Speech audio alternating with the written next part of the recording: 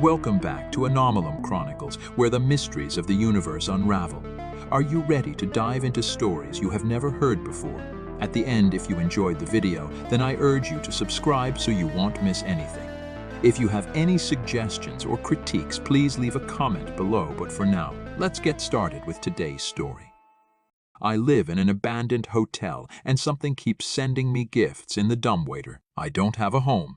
I did once, but not anymore. My kids have sold it, and I don't blame them. I should have been there for them, especially at a time like that, but they only lost a mother. I lost a piece of myself. We spent 40 years together. She was my first kiss, and we were just 9 years old, tiptoes under mistletoe. Over a lifetime, we built something together, something beautiful and intricate and just for us. And then she died, and I was left behind. Afterwards, I felt so alone. Other people's company, even my own children's, felt wrong, hollow and thin, like cardboard, no solace. I'd lost half of myself, and it hurt like hell. During the funeral, I had to sit there and eat sandwiches my daughter had thrown together on a platter, listening to sad offerings from people who were aware of the hole in my chest, but couldn't do anything about it. And like a black cloud, the thought of my empty home descended upon me. What was I going to do when everyone went back to their families? When my children finally returned to their lives, it was only on the first night after I checked into the Dunraven Hotel that I understood the gravity of my decision. I wasn't going back. I wasn't going to pretend that life still had meaning. I sat in my room, ordered a drink, and waited. And 15 years later, I'm still waiting, even after they shut the hotel, even as the building crumbled. As wallpaper peeled, strangers looted, and wood began to rot, I remained. Aging but still alive. This place has made me a different man.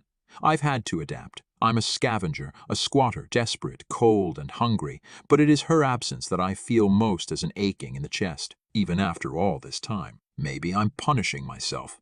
I don't know. I think I just wanted to be someone else, and this place made that happen. It feels like a lifetime ago that I stood in my garden and cooked burgers on an open grill, listening to my future son-in-law prattle on about the football while my wife and daughters laughed in the distance. I'm so far removed from that man, I'm not sure we were ever the same person. Now there is only this hotel. What a special little place. Dunraven. Faded brass handles on every door.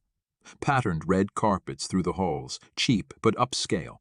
Bigger on the inside than most people expect. I don't know how I found it, but I did, and now I'm its sole caretaker. Occasionally ghost hunters arrive at Dunraven thinking it is haunted. Stories typically focus on the victims of the hotel's most infamous killer. A manager who poisoned hundreds of guests and whose actions finally forced the building to close permanently. No one could quite figure out what she used or how she pulled it off. There were concerns over black mold, maybe some unheard-of chemical or an illicit hallucinogen. Her testimony amounted to little more than babbling hysteria, and she spent her final days in an asylum. No one could say for sure what happened, but the damage was spectacular. For us, over the space of 18 years, tens of people died, and it wasn't from some mundane sickness. They imploded in glittering lunacy, fermenting in dark corners, while their minds grew full of holes. It took months before the scale of the madness became clear. One guest hanged himself with a running jump from the roof, at first like an Olympic diver. One, a doctor, died trying to remove his own appendix in the dining room while the other guests kept on eating, and one group of 11-year-olds, visiting the coast on a field trip, gathered one morning in the foyer and beat their smallest member to death while their teacher sat and watched, grading each child by their performance. Guests who stayed here during this period dreamt of boiling tar and blood-red oceans as far as the eye can see. They reveled in their own destruction, their minds melting at the edges, while morality flowed loose like hot wax. But this is only the tip of the iceberg. Even when it was open, the staff and ever-changing rota of the town's adolescents hated and feared it in equal measure. Half the rooms were forbidden to guests and staff even back then. New hires would sometimes break the rules, but only once. Those who served food to the woman in 312 found that she would whisper such strange things to them through the closed door. Most found her harmless at first, but not after they'd gone home and glimpsed her pallid hands beneath their bed, or caught her folded up inside their refrigerator muttering dark reflections of their own private thoughts. If you pay attention when you visit the Dunraven, you might notice that pinned to the wall of every floor and staff room is a list of these barred rooms.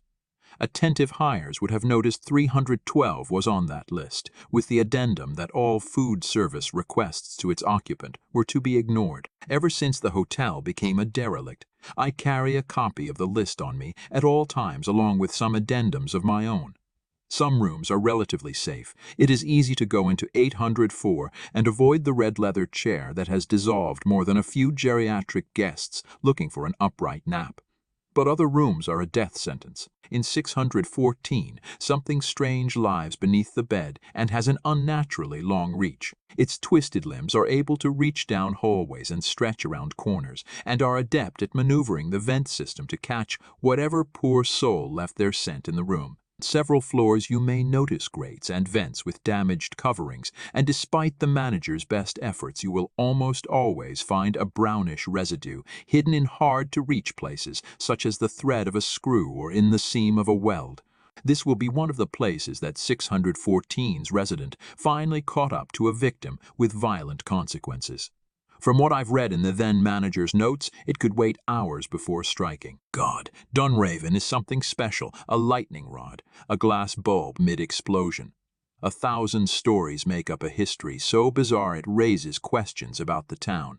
How could anyone ignore this place? How could anyone keep it secret? You won't find references to this place online, and I suspect there's something, a conspiracy, a dossier perhaps buried deep in Westminster's archives. If so, it can only offer a sliver of the understanding I have gained from living here. Everything I need is in the hotel, 9 stories, 600 rooms. Nearby, a crumbling Welsh coast and a grey sea where old things wash up on the shore. Touch the soil or the sand anywhere between the hotel and the water, and know that staying here is to place yourself in the path of a story so old that it risks crushing you beneath its tread. It is no surprise to me that the Dunraven still stands even years after its closure. Outside the front gate lay 3 bulldozers rusting. They came to bring it all down, but that was 12 years ago. Where are the men? Yellow vests and hard hats litter the ground, thrown there in a panic. Whatever plans there were to demolish the Dunraven, I doubt they're still in motion. For the best, I think. What would they do with the stairwell? Bricked up when I first arrived, I have since opened it, although it took a few breathy weeks with a sledgehammer. And back when there was staff, they bitched endlessly about the owner keeping it closed off. They couldn't understand why they had to shuffle everything up and down the main stairs where guests often berated them for getting in the way. One looked down the forbidden stairwell, and I understood perfectly well why it had been sealed. It was huge, far too large for a building like this. I dropped a brick and never heard it land. I shone a light and counted more than just 9 stories. A lot more. It hurt to stare into the vanishing point. Suddenly, the floor beneath my feet felt a great deal less solid. I was standing on something flimsy that overlooked a chasm deeper than anything I'd ever seen. I have climbed those stairs for over a day and not found the bottom, but I have found old expeditions, skeletal figures clutching their own necks, covering their mouths, faces frozen in whimpering rictuses. Most looked like lost teenagers, dressed in jeans and hoodies. On the lower floors, I even found a few that looked like military officers from the Great War. Deeper still, a few skeletons were draped in ancient chainmail. How do you bulldoze something like that?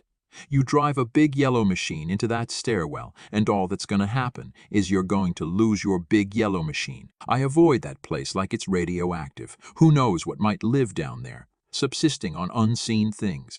Instead, I spend my days going room to room, scavenging the things that people left behind, listening to what the walls have to say.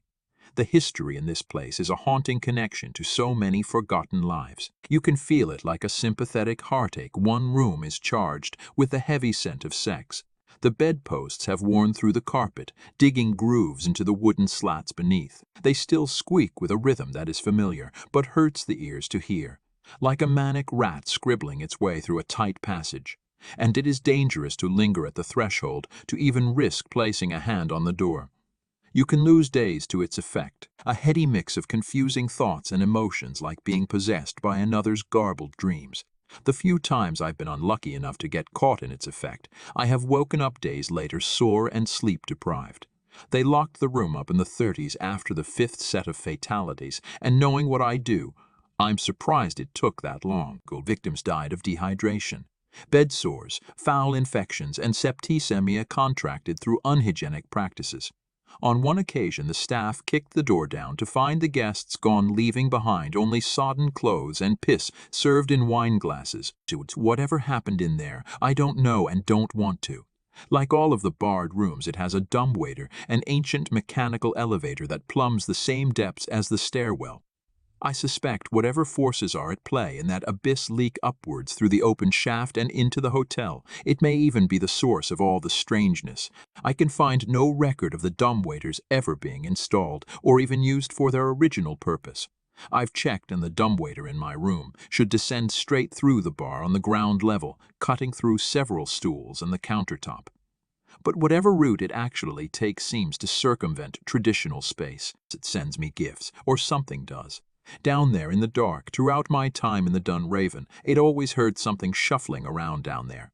Nothing as severe as footsteps, but it was never particularly quiet either. Could have been a great opening up in another room to access the same shaft, or maybe something coming loose and falling down. But once the hotel was abandoned, the sounds grew louder. Bangs and clatters, muffled thumps, and maybe even grunts. I couldn't say for sure. Sometimes they might wake me, but I would lie there with groggy eyes and only the vaguest hint of what the sound had been before drifting back off. I thought nothing of it for months until one night I awoke much like I'd described, confused and exhausted, but something was different. I was instinctively afraid. Staying still, I scanned the room, which was lit faintly by moonlight, and noticed the dumbwaiter's grate was open. It was cold, and in my sleep I'd pulled the covers up to my chin. But the window was shut, and I soon realized the draft was coming up out of that ancient shaft. Shivering and afraid, I pulled the covers up closer to my face, and then there came a sound from the darkness. An awful metallic screech. Shrill but thunderous, some ancient mechanism being forced back into life deep in the guts of the building. It passed quickly, and I wondered what it was, but before I could summon the courage to get up and close the dumbwaiter, the sound repeated. By now I was wide awake, and I quickly processed that whatever it was far, far below me. This gave me some relief, but only a little, because the sound came again, and then again, and again, and I realized with mounting horror someone was operating the elevator, heaving hand over hand on the winch to raise the platform, rattling the chain and shaking rust off a centuries-old machine. Again and again it came, one pull after another, until soon there wasn't a break between heaves, and then, freezing cold and terrified in my own bed, I could no longer deny what my ears were plainly telling me. The dumbwaiter was getting closer to my floor. For some reason, my brain picked this moment to remind me of all the children who have gone missing in the Dunraven over the years, of countless parents who idly spent a few hours in the bar below, only to return to their rooms finding nothing except ruffled sheets and other subtle signs of panicked struggle. And I imagined what those children went through. I imagined them, like me, lying in bed, hearing the dumbwaiter approach with a wailing mechanism, unable to shake the thought that something had entered the enclosed space and was pulling itself inexorably up towards them. Did they pull the covers over their eyes to hide it? Did they crawl under their bed? Did they wait with breath held as the screeching sound came to a halt, and there came the quiet sound of inhuman muscles climbing out of that tiny metal box? Did they imagine that if they stayed still, perfectly still, it might move on to gobble up some other child? Did these strategies ever actually work? Now my nerves had thoroughly conquered me. I couldn't move. I could only watch until at last the lift came into view. A pitch-black box. In those handful of seconds, I found eternity, each one stretching out far beyond what any human mind could endure, as I stared into the shadowed recesses of the dumbwaiter until, at last, something stared back. A pair of yellow eyes and a single three-fingered hand reaching out to clutch the open hatch. For a moment the world felt dizzyingly unreal, but I couldn't break the tension. I could only lie there and shiver and wonder if my heart was finally going to give in and burst inside my chest. I'm not sure how long it really lasted, but in the end the arm reached out and pulled the grate shut, and the sound of tortured metal began again. Slowly, the mechanism lifted itself out of sight. When the sun rose, emboldened by the light of day, I ran over and made sure the damn thing was shut firmly, that nothing else lay in wait just out of sight. Briefly, I wondered if it might have been a dream, but the fresh scratch marks on the inside of the dumbwaiter's shaft said otherwise. I decided to change rooms. This would not be the end of it. If I chose a room without a dumbwaiter, it would take less than a week before another appeared in the wall. No matter how much I moved, all I accomplished was spreading the damned things all over the place. There was no avoiding that thing. Most of the time, it would pass by my room, wheels screeching as it dragged itself up from the basement to God knows where. But some nights the grate would open and those yellow eyes would leer at me from shadows, and while it never crept out and brought my worst nightmares to life, I could not stop it glaring at me, nor could I stop the paralytic fear it instilled in me. I have obviously been at risk of the Dunraven in the past, but that is always because I have gone trespassing into one of the many forbidden rooms. This was the first and only time that something in the Dunraven seemed to take notice of me, and even worse, to give pursuit. And it did pursue. No matter what room I chose, a dumbwaiter would soon appear, and not long after that thing would follow. Not every night. Sometimes as infrequently as just once a month. But how often would you need to go through that for it to affect you badly? I found it increasingly hard to sleep, and yet somehow impossibly. It got stranger. About a year after it began, I awoke to find the dumbwaiter already at my floor. Lit as it was by the morning sun, I could immediately see there was no yellow-eyed thing lurking in wait, but that didn't mean it was empty. Something had been placed carefully upon the platform, neatly centered, almost presented. A broken-down old pocket watch with a faded brass lid, filth and grime caked it inside and out, but still, I got the impression that it had once been valuable to someone. After a bit of polishing, I found an old inscription on the inside. It was my Christian name, but I had never seen the damn thing before and attributed it to coincidence. After that, the gifts kept coming.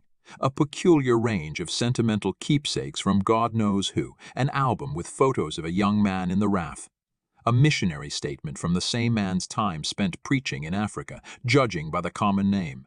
None of it meant a damn thing to me. Sometimes there were even practical effects, like a woolly hat in winter or a good pair of boots after mine fell apart. It would take years of me collecting these strange things before I noticed an odd relationship. If I displayed the most recent gift anywhere in my room where it would be visible from the dumbwaiter, the creaking nighttime visitations would stop. In this way, I think I found the only real gift that I wanted, which was to simply be left alone so I could sleep soundly. Around this time, I noticed some of my own personal effects went missing. Most of them were things I didn't care about, and the thefts were so infrequent they were hardly worth worrying about, especially considering the sleepless nights spent staring into its eyes for what could be hours. But the one that distressed me the most was a tin box filled with the last letters I received from my daughter. I hadn't read them. Things had turned sour between us after I left, and I knew where they were headed. Still, it was nice to have them, to know they existed. Other than that, the thefts were minor and soon stopped. But the gifts still come around once or twice a week, even to this day. In a way, it only deepens my connection to the place. I don't know why, but out of all the strange occupants of the Dunraven, I fear that thing the most. It's the way it looks at me. I don't know how to describe it. I have only ever seen its face once.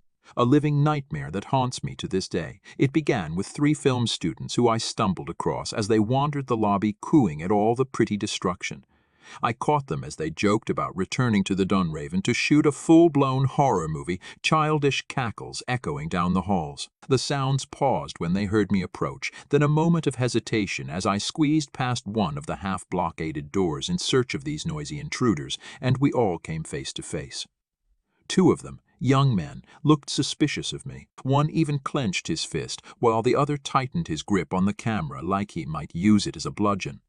But the young woman amongst them waited only a beat before smiling, reaching out one hand looking for a shake, and declaring, "Hi." She bore a passing resemblance to my daughter's, but that was enough to explain what happened. I suppose we talked. Unlike all the others, when they asked to interview me, I actually agreed. And stranger still, it went well for the majority of it. At least up until a certain point. I suppose you'd be interested in the story of the manager. I asked as I brought them their cups of tea. They thought I didn't notice them inspecting the mugs. I think they were surprised to find them clean, but I've learned not to take that kind of thing personally. Actually, the young woman, Rachel, replied, "We're interested in just one room. It's a part of a project we're working on about family history. My grandfather's brother. He went missing here when he was young. They were, a bit of a conservative family," she laughed, "so my mum didn't know any details. No one spoke about it, basically. But Craig here," one of the men waved. "He did some sleuthing and found my uncle's name recorded in some old digitized police files. Turns out my uncle went missing while staying here. Isn't that amazing? After that we started reading up on all the history of this place, and we thought it would make a great project. So, well, here we are." "A common story," I remarked. "You don't happen to know what room he was staying in?" 614, she answered with a smile. "So that'll be the focus of our project." My heart dropped into my throat. Everything I'd read about the thing in 614 told me it was a relentless killer, and there was nowhere in the hotel where you were safe. I remembered reading the manager's account of one young maid being torn through the toilet's plumbing on the 9th floor. His hand had shaken as he recorded the details. The look on her face, the sound of her bones breaking. The moment where viscera had flowed from her mouth and all light finally extinguished in those eyes. "Why you can't go in there?" I stammered. "Why not?" one of the men asked defensively. The young woman flashed him a little look. Hard to say what it was, but there was definitely disapproval in there. "It's barred," I said. "No access, and besides, it isn't safe." "Why would you say it's not safe?" she asked. "Asbestos," I answered a little too quickly. I wouldn't have convinced anyone with that bit of acting. "We'll have to go to the doctors then," Craig added. He had a self-satisfied look about him, and he clearly didn't like being told what to do. Slowly, based on that expression and his answer, I realized where this conversation was going, or rather where it had already been. "Why would you need to visit the doctors?" I asked. "Well, you caught us on our way out," Rachel said. "We've been here since 5 in the morning, and we'd shot everything we needed to of the hotel and the room where my uncle went missing when we heard. You need to leave." Now, I stood up and immediately put on my best impression of a crazy old man, which in truth may not have been much of an impression. I think it was around the 3rd mug I threw at their heads, smashing it against the wall in a spray of ceramics, that they finally got the message. Still, I gave chase. Out the door, down the hallway, then down one set of stairs after another until soon the lot of us were working our way through the lobby. The young men shouted back at me, but couldn't quite bring themselves to lash out at an old man, while Rachel merely cried in the arms of Craig, who was particularly protective. But I didn't relent, not even when a pang of regret ran through me at the sight of that young woman's tearful face. She wasn't so much scared, I think, as just distraught to see someone she seemingly trusted turn on her. It was an ugly scene. I had to play an ugly part. But the regret didn't last long. They didn't have long. In all the excitement, it was only me who noticed the strange muffled sounds that ran along some of the vents in the corridors. Or the way that as they stood by the hotel's door, momentarily defiant as I shouted obscenities, there was a slither of movement in the piles of rubbish that had collected in the lobby. Something was down there with us. They might have mistaken it for just a rat, but I knew better. Eventually I got them out, but not before one of the young men and I finally came to blows. Nothing severe. I pushed him, one final shove to cross the threshold, and instinctively his hand whipped out and caught me on the lip. Bleeding, I made sure he cleared the exit, then pulled the door shut and spat at the grimy window, blood and saliva streaming down the glass.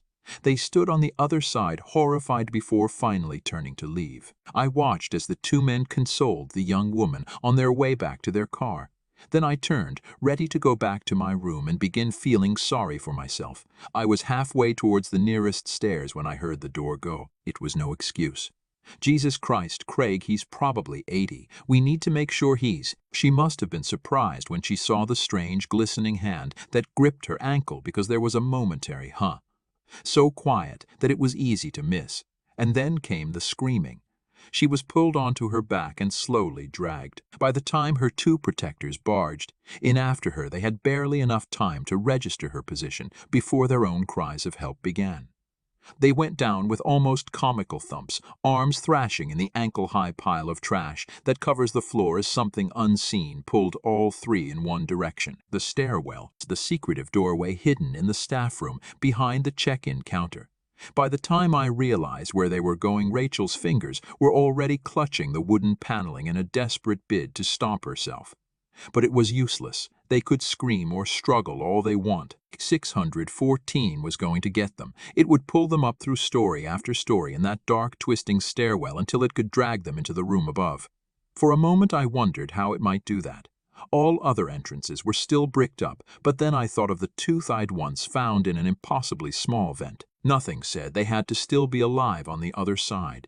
It might have just punched a small hole in the bricked-up entrance that allowed it slithered down, and that was all it would need to get them back. Rachel's eyes briefly met mine. I'd read so much about the fate of people who were dragged into 614. I wasn't ready to see it happen to someone in front of me. I needed to do something. I tore through the trash until I found the closest thing to what I'd hoped. An old broken bottle with a jagged edge. When I looked up, the three figures had disappeared through the open doorway, but I had to hope there was still time. When I entered the stairwell, I noticed some of the railing had been bent and damaged and was smeared with hair and blood. I wondered if I was already too late, but then above me I heard Rachel's muffled sobs. I'm not sure I've ever climbed any steps so quickly in my life. One floor up, and I found her upside down, clinging for her life to another set of rails. Behind her lay the two men, broken and mutilated. I quickly realized that the arms had dragged them through the small gap in the railings, killing them but making enough room for the smaller woman to pass safely. The sight of them was horrific. They reminded me of the way moths hang trapped in a spider's web, cocooned and broken, limbs splayed, wings half torn. Even as jaded as I am, I couldn't help but wince when I looked down at Rachel and saw that the blood and gore she was covered in wasn't her own. By now she was a good foot or two away from my reach. So instead I ran up another floor, and using a nearby broom, I pulled the arm itself closer and grabbed it with one hand. Then, with another, I began to saw. The glass was jagged but effective. The hand itself wasn't really all that human. It was soft and mushy, its blood the color of custard. And while its soft, almost amphibian flesh meant it molded perfectly around her leg to give it great grip, its skin gave quite easily to the glass. With only a few harsh cutting motions, it was forced to let go and slither away. I have to wonder, even now, if what happened next was done on purpose. An act of spite? It flicked Rachel away, and she fell like a stone out of sight. She didn't cry. She might have even fallen unconscious by this point. But she fell so quickly into the darkness that I stood there jabbering, unable to process the brutal loss. I waited as the minutes stretched on, shouting down below and desperately hoping for a reply, but there was nothing, just silence. Haunting, brutal silence. In the end, I simply had to accept that she was gone. Lost, I left, and that night I lay in bed wondering if she was going to fall forever, screaming desperately into the void. No one was there to catch her, and if there is a bottom in that nightmare, she wasn't surviving any meeting with it, not at those speeds. I fell asleep hoping that there was a bottom, that she would strike it so fast she would end her suffering in an instant. But I was left uncertain of this when just a few days later I awoke to find the dumbwaiter ready as usual with a new gift for camera, not a recording device like the ones the guys had. This was a digital one she wore around her neck. She only used it once or twice around me, using it to take the odd snapshot of graffiti or an empty room. By the time it reached me, it was half broken, but it wasn't hard to find a charging cable so I could see the photos she'd taken. The first dozen were standard fare, but after that, well, it showed the stairwell. Somehow she'd made it onto one of the railings and from there a landing. But she must have been lost because these photos showed new doors and places I'd never seen. How far might she have fallen? There were strange and out-of-focus shots. Blurry, dark, hard to make sense of. I saw a cathedral on a barren concrete plain, stained glass windows with unrecognizable saints doing awful things, hidden rooms with old gramophones and Edwardian furniture, paintings on the wall of people with too many or not enough eyes. One photo, the best in terms of clarity, showed what looked like the lobby of an old apartment building at night, ceiling tiles falling to a derelict floor while an old man glared at the photographer with horror. Stranger still was the shape looming over his shoulder, a terrifying specter of a long-dead woman. The photos went on and on, sights like these and more. I could not describe them all except to say it gave a terrifying insight into the impossible worlds contained below. Alien skies, strange moons, perhaps worst of all, a child's bed glimpsed through the crack in a closet door. God knows what lurks down there, but it wouldn't surprise me if that labyrinth was the source of all mankind's nightmares. But it was the last picture that captivated me the most. It showed the stairwell, but looking up into the dark, only the vaguest hint of pale light filtering down with a smattering of dustfall. And I realized if there was light from above, she had to be quite near the top. Maybe after her wandering, she'd found a way to safety. I had to see if she was still alive. If she really was that close, I might be able to reach her and help, provided she hadn't moved anywhere else. But first, I had to make sure it really was her that was still down there. As much as hope had seized me in the moment, I'm not an idiot. None of the photos showed clearly who had taken them, and the fact the camera arrived in the dumbwaiter meant that at some point it had likely fallen into possession of the yellow-eyed thing. I needed a way of checking the stairwell without putting myself in harm's way. This is hardly the most tasteful thing I've done, but I went back down to the lobby, found the car keys one of the panicking boys had left on the floor, and rifled through their belongings until I found what I was looking for. Another camera, this one able to record video. Then, after some careful planning, I took to the stairwell on a safe floor and lowered the camera down using a rope. I had no way of knowing what it saw. I had to figure if she was down there and she saw it, she'd cry up, otherwise I'd just have to pull it up, watch the footage and see for myself. I had about 1 kilometer of rope, which I figured was enough to do the job. Wherever the camera had taken the picture, there was still enough ambient light from above to see something. Surely 1,000 meters down there'd be nothing but pitch-black darkness. Still, I lowered it all the way, tied it off, and then left it there for a few minutes while I let my arms recover. It wasn't exactly heavy, but it wasn't nothing either. I was about to lift it back up when something changed. My fingers barely grazed the rope when the knot tightened. Fibers groaned. The tempo of its swing changed. With one hand I tested the load. It didn't budge an inch. Whatever was hanging off the other end was far too heavy to be a camera, and there was something deeply wrong with the way the rope was grinding left and right across the rail. Something was down there, and it was climbing the rope, and way too fast for me to take any more time processing. I grabbed a knife I'd made sure to keep on me and began to saw furiously, but the rope wouldn't stay still.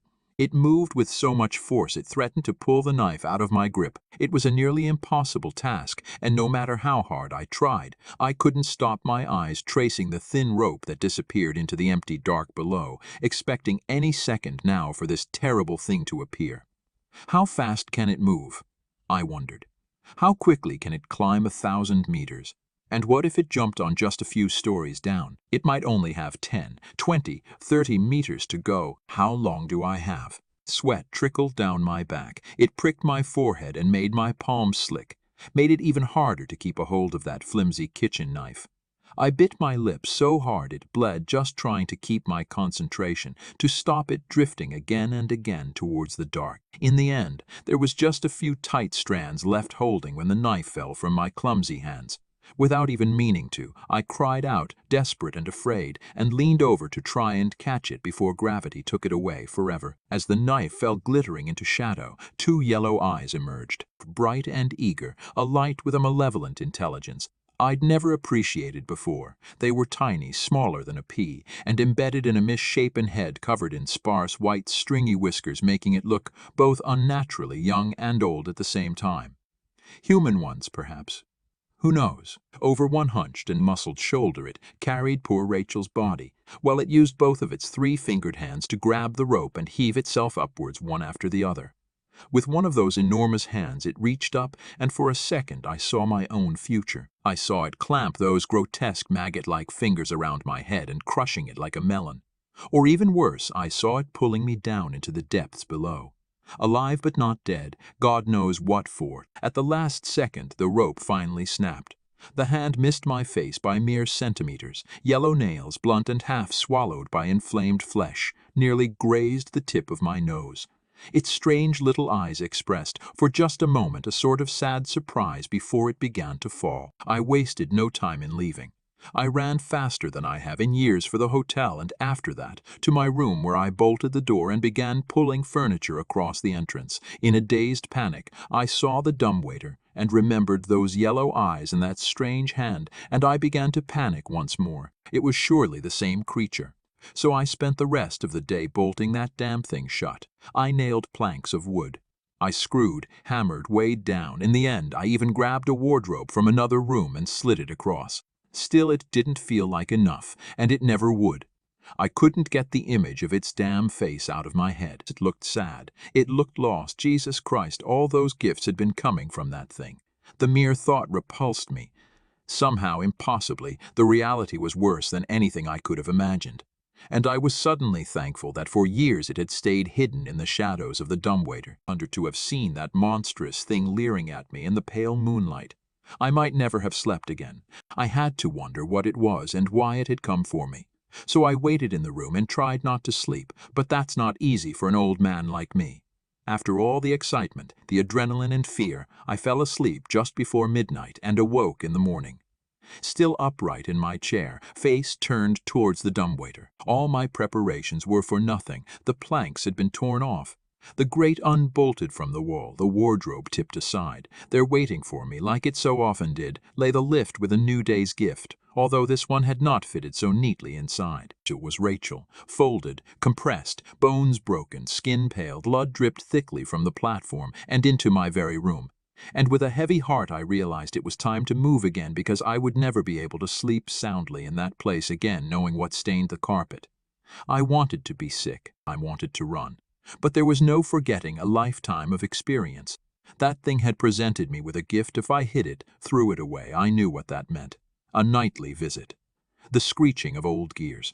A sleepless night spent staring at the dark, and now I knew what lay in wait. It would be 1,000 times worse. After perhaps the worst and most strenuous 4 hours of my life, I finally removed her from the dumbwaiter and had her sitting in my chair, there in full view for that awful, freakish thing. After that I felt confident. I never wanted to step foot in that room again, and I began my preparations to move. I'll never understand that creature. Its wants and needs are beyond my understanding.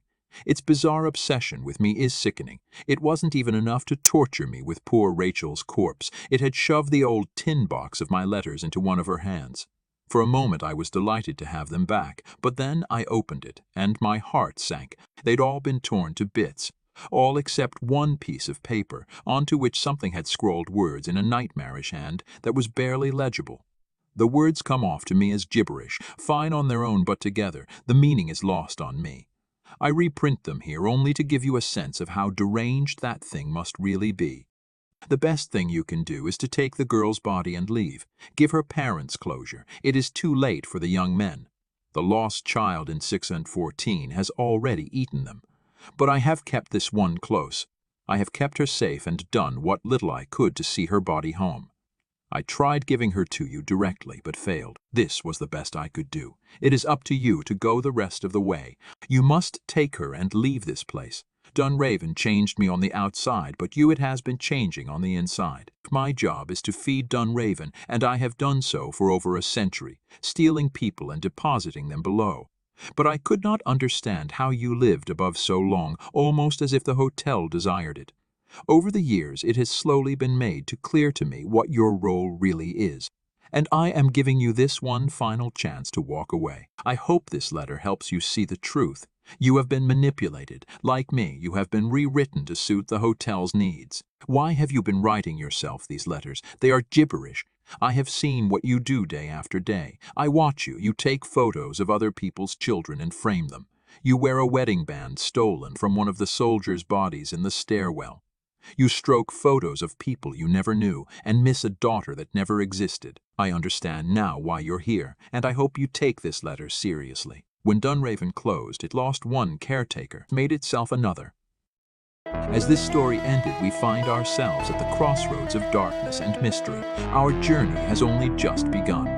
If you dare to delve deeper into the realms of the unknown, if you thirst for more bone-chilling tales and heart-pounding thrills, then join our community of fearless explorers. Subscribe, like, and comment below, and together we shall uncover the secrets that lurk in the shadows. Are you ready to embrace the darkness?